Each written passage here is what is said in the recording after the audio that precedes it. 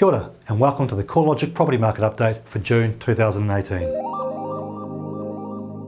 Well, another month of house price index data and another month of weakness. The most interesting thing this time was the drop in the Wellington City figures, down 1.2% over the last 3 months. Last month, we mentioned the slightly surprising statistic of a 4% drop in sales volumes across the Wellington region. And it looks like this weakness has translated through to values in May, as it so often does. Less activity and less competition means less price pressure. So the property market is definitely fatigued, especially in the main centres, where all except Dunedin have seen values drop for at least 2 of the last 4 months. To get a better understanding of what's going on, we looked into the types of buyers who are still active when the market itself was quiet. At just under 25%, the nationwide market share of the group that we call multiple property owners with a mortgage is historically very low. But the more recent trend for this group is actually upwards. This suggests they've adjusted to all the recent credit changes and have probably even been helped by the minor loosening of the LVR limits at the beginning of the year. As per usual, there are regional differences though, and in Auckland the trend is flatter because it's impacted by higher values. In Wellington City, first home buyers remain strong, but even they've dialed back their activity after picking up record shares of sales earlier this year. Again, this is probably a sign of fatigue because values rose so considerably since September 2015, over 38% in fact. And that affordability was eventually going to feel the bite. Plus, the wintry weather doesn't help. Let's be honest, many Wellington homes don't exactly look their best during these cold, dark days. What of the future then? Now things are well past a significant growth phase, there are plenty of questions and speculation about where values are likely to go.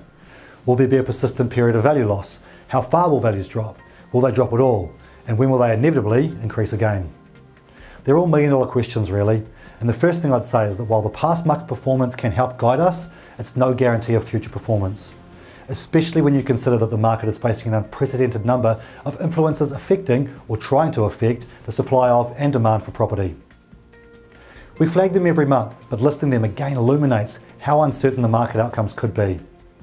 We've got the foreign buyer ban, the Healthy Homes Guarantee, the ring fencing of tax losses, LVR limits, an extension of the Bright Line test, and now the possibility of shared equity schemes, plus the lingering possibility of loan-to-income ratios one day. Without giving an economics lesson, it's fair to say that what drove demand and supply in the past will definitely be different in the future. Oh, and did I mention Kiwi Build? I flagged this last month as being of interest from the government budget, but unfortunately it was rather conspicuous by its absence. There was no real additional detail about Kiwi Build, and most surprisingly, nothing about how it might embrace prefabrication and modular design. We've since heard about the establishment of the standalone Ministry of Housing and Urban Development, which will include MB's Kiwi Build unit, so maybe this is yet to come. But right now, it's hard to fully believe how the Kiwi Build targets can be achieved. So then, back to one of the main market influences at the moment, the fear of increasing interest rates. This threat seems to have reduced recently, nicely illustrated in the Reserve Bank's latest financial stability review, which showed that the bank's reliance on overseas funding is low, with less than 20% of total funding sourced from overseas.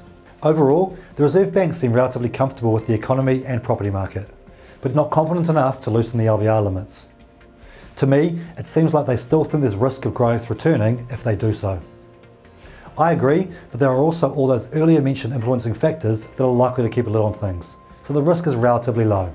So, lots to ponder, and we've covered a lot of this in depth over the last month. Make sure you head to the News and Research tab at corelogic.co.nz to keep across it all. Plus, follow along on social media to get all the new stuff hot off the press. Catch you next month.